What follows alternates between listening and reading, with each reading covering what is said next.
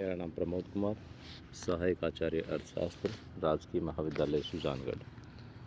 भारतीय अर्थव्यवस्था के अंतर्गत हम पढ़ने जा रहे हैं भारत में जनसंख्या में विस्फोटक वृद्धि और विस्फोटक वृद्धि में कारण क्या है उनके बारे में हम पढ़ रहे हैं। कहा है कि भारत में पिछले 1951 से 1981 के वर्षों में जनसंख्या में बहुत तेज़ विस्फोटक वृद्धि हुई है। जहां 1931 के दशक में जनसंख्या में वार्षिक वृद्धि 1.1% थी, वह 1941-51 के दशक में 1.3% वार्षिक और 1981 में 2.5% वार्षिक हो गई। 1991 में यह 2.1% वार्षिक रही, जबकि 2001 में वार्षिक वृद्धि दर 1.93% तथा 2011 में 1.76% रह गई है। भारत में विकसित देशों के मुकाबले जनसंख्या में वृद्धि की दर काफ़ी ऊंची है, जो यहाँ टेबल में दर्शाई गई है। भारत में वार्षिक वृद्धि दर 1.76%, अमेरिका में 0.75, इंग्लैंड में 0.20 और जापान में 0.43। यानी कि तुलना यदि हम करें इन अन्य विकसित राष्ट्रों अमेरिका, इंग्लैंड और जापान से, तो ये देखने को मिलता है कि भारत में जो जनसंख्या की वृद्धि दर है वो इनकी अपेक्षा काफ़ी तेज़ रही है। अब हम बात कर रहे हैं कि भारत में ये जो जनसंख्या वृद्धि है, जो विस्फोटक वृद्धि है, इसके मुख्य कारण क्या हैं। इसमें मुख्य कारण हैं, सबसे पहले जनसंख्या वृद्धि में ऊंची जन्म दर वाले कारण, और वो है उष्ण एवं गर्म जलवायु। कहा है कि भारत की जलवायु उष्ण एवं गर्म होने के कारण युवक युवतियां कम उम्र में ही परिपक्व होकर पुनरुत्पादन अवस्था में पहुंच जाते हैं। गर्म जलवायु में स्त्रियों की प्रजनन शक्ति भी बढ़ जाती है, अतः दीर्घ दाम्पत्य काल में अधिक संतान उत्पत्ति होती है। विवाह की अनिवार्यता। भारत में विवाह का बंधन एक सामाजिक एवं धार्मिक अनिवार्य है। अतः जहां इंग्लैंड में 35 वर्ष वाली 33% महिलाएं ही विवाहित होती हैं, जबकि भारत में पुनरुत्पादन वाली 76% महिलाएं विवाहित होती हैं। भारत में विवाह ऐच्छिक न होकर अनिवार्य सामाजिक बंधन है, अतः यहाँ जन्म दर ऊंची है। बाल विवाह एवं बहु विवाह। भारत में बाल विवाह एवं बहु विवाह प्रथा प्रचलित है।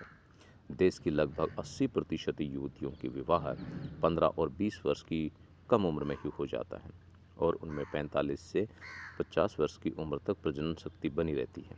अतः दीर्घ दाम्पत्य जीवन की परिणति अधिक संतान उत्पत्ति में होती है। धार्मिक अंधविश्वास।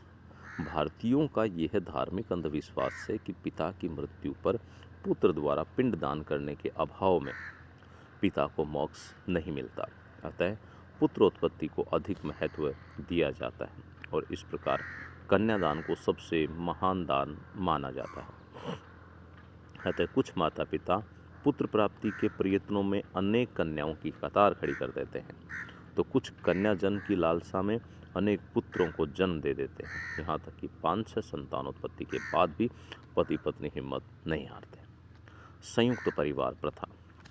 भारत में संयुक्त कुटुंब व्यवस्था के कारण नवजात शिशुओं का भार जन्मदाता दंपतियों को नहीं उठाना पड़ता। इससे विवेकहीन मातृत्व को प्रोत्साहन मिलता है और जनसंख्या में तीव्र वृद्धि होती है। आवास की समस्या। भारत में बढ़ती हुई जनसंख्या और बढ़ते हुए मकान किराए के कारण बहुत संकड़े और थोड़ी आवास व्यवस्था में गुजारा करना पड़ता है, अतः विवाहितों को आसपास सोना उठना बैठना पड़ता है। अंधेरों और अपर्याप्त आवास से संतानोत्पत्ति बढ़ना स्वाभाविक है। मनोरंजन के साधनों का अभाव। भारत के गरीब ग्रामीणों एवं श्रमिकों को मनोरंजन के वैकल्पिक साधनों के अभाव में अपने जीवन की निरस्ता का समापन संभोग में ही दृष्टिगोचर होता है। चंद्रशेखर के अनुसार संभोग भारत की एक राष्ट्रीय खेल है। इस राष्ट्रीय खेल के कारण भारतीय सैन्य कक्ष उनके खेतों से अधिक उत्पादन है। आर्थिक दरिद्रता। भारत में व्याप्त निर्धनता के कारण गरीब दंपत्ति संतानोत्पत्ति को अपनी आय का स्रोत मानते हैं, क्योंकि भारत में बच्चे को कम उम्र में ही काम में लगा दिया जाता है। अतः दरिद्रता में आय का प्रलोभन विवेकपूर्ण मातृत्व को भुला देता है। स्त्रियों की आर्थिक पराधीनता। भारत में अब भी बड़े पैमाने पर स्त्रियों में पराधीनता व्याप्त है। वे अपनी आवश्यकता एवं सुख सुविधा के लिए पति पर आश्रित हैं, अतः उनके लिए विवाह की अनिवार्यता के साथ पति की मनोकामना की संतुष्टि की बाध्यता भी है। अतः संतानोत्पत्ति बढ़ती है और स्त्रियों का विवेकपूर्ण मातृत्व पराधीनता में कुचल जाता है। अधिक शैशव काल में कालीन मृत्यु। भारत में बच्चों की मृत्यु अधिक होती है, अतः माता पिता भविष्य की संदिग्धता के कारण 1, 2 अथवा 3 संतानोत्पत्ति पर ही संतुष्ट नहीं रहते और अधिक संतानें उत्पन्न करते जाते हैं। अशिक्षा एवं अज्ञानता। भारत में 18% पुरुष और लगभग 35% महिलाएं अनपढ़ एवं अशिक्षित हैं। उन्हें न तो परिवार नियोजन सुविधाओं का पूरा ज्ञान है और न संतानोत्पत्ति के दुष्प्रभावों का ज्ञान है। परिवार नियोजन के प्रति उदासीनता। भारतीय ग्रामीण जनता एवं अशिक्षित लोगों में परिवार नियोजन के प्रति उदासीन हैं। वे ऑपरेशन से भय करते हैं। वे सुलभ एवं सस्ते परिवार नियोजन उपकरणों के प्रयोग में भी रुचि नहीं लेते। संयुक्त परिवार प्रणाली एवं अपर्याप्त आवास व्यवस्था भी उन्हें परिवार नियोजन के प्रति उदासीन बना देती है। सामाजिक सुरक्षा का अभाव। भारत में सामाजिक सुरक्षा की व्यवस्था का नितांत अभाव होने से प्रत्येक माता पिता अपने बुढ़ापे एवं संकट काल का सहारा संतानोत्पत्ति में ही पुत्र या पुत्री में पाते हैं। शैशव काल में मृत्यु की संदिग्धता में अधिक बच्चे पैदा करते हैं ताकि उनके बुढ़ापे में कोई तो सहारा बने। भाग्यवादी दृष्टिकोण। भारत के अशिक्षित एवं अज्ञानी अभी भी संतानोत्पत्ति को भाग्य की देन मानते हैं और यह भी मानते हैं कि प्रत्येक बच्चा अपना भाग्य साथ लेकर आता है। अतः संतानोत्पत्ति में स्वयं का विवेक काम में नहीं लेते और न परिवार नियोजन अपनाते हैं। बड़े परिवार की इच्छा। भारत में बड़ा परिवार प्रतिष्ठा का सूचक माना जाता है, अतः सीमित परिवार के प्रति स्वाभाविक रुचि नहीं होती। सामाजिक प्रतिष्ठा प्राप्त करने के लिए परिवार को बढ़ाने के प्रयासों में जनसंख्या में वृद्धि होती जाती है। अब हम बात करते हैं मृत्यु दर में कमी लाने वाले कारणों की। भारत में जनसंख्या में तीव्र गति से वृद्धि का एक मूल कारण मृत्यु दर में अप्रत्याशित कमी होना है, जिससे अति जीवन दर बढ़ गई है। मृत्यु दर में कमी लाने वाले तत्व इस प्रकार से हैं। चिकित्सा एवं स्वास्थ्य सेवाओं में सुधार। भारत में योजनाबद्ध विकास के पिछले 52 वर्षों में स्वास्थ्य एवं चिकित्सा सुविधाओं में काफ़ी वृद्धि की गई है, जिससे न केवल बच्चों की शैशव काल में मृत्यु दर घटी है वरन प्रसव काल में होने वाली मृत्यु दर भी घट गई है। आर्थिक स्तर में सुधार। योजनाबद्ध विकास से देश के राष्ट्रीय आय, उत्पादन एवं रोजगार में वृद्धि से लोगों का आर्थिक वृद्धि हुई है, जिससे न केवल बच्चों का शैशव काल में मृत्यु घटी है वरन प्रसव काल में होने वाली मृत्यु दर भी घट गई है। महामारियों एवं अकाल मृत्यु पर नियंत्रण।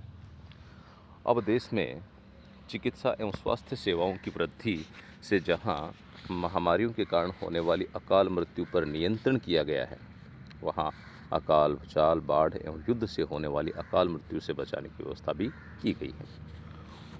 औसत आयु में वृद्धि। आर्थिक प्रगति, महामारी नियंत्रण एवं अकालों की विविधता से सुरक्षा के साथ चिकित्सा एवं स्वास्थ्य सेवाओं में सुधार के कारण भारतीयों की औसत आयु 1951 में 32 वर्ष से बढ़कर 1971 में 52 वर्ष हो गई। अब यह 63.9 वर्ष होने का अनुमान है। फिर भी हम विकसित राष्ट्रों से पीछे हैं। स्वास्थ्य में सुधार। लोगों के मन में शिक्षा प्रसार से स्वस्थ रहने की रुचि बढ़ी है। उत्तम स्वास्थ्य हजार नियामक की धारणा बढ़ी है, अतः स्वास्थ्य सुरक्षा के सभी प्रयास किए जाते हैं और मृत्यु दर में कमी से जनसंख्या में वृद्धि होती है। अब हम बात कर रहे हैं जनसंख्या में वृद्धि के राजनैतिक कारण, जिनमें शरणार्थियों का आवागमन। भारत में शरणार्थियों के आवागमन से भी जनसंख्या में काफ़ी वृद्धि हुई है।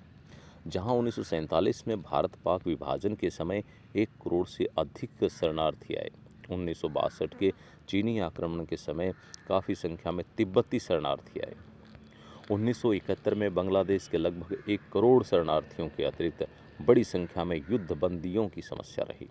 ये सब जनसंख्या वृद्धि के लिए उत्तरदायी रहे। श्रीलंका से आने वाले लगभग 1 लाख शरणार्थी भी जुड़े हुए हैं। प्रवासी भारतीयों की वापसी।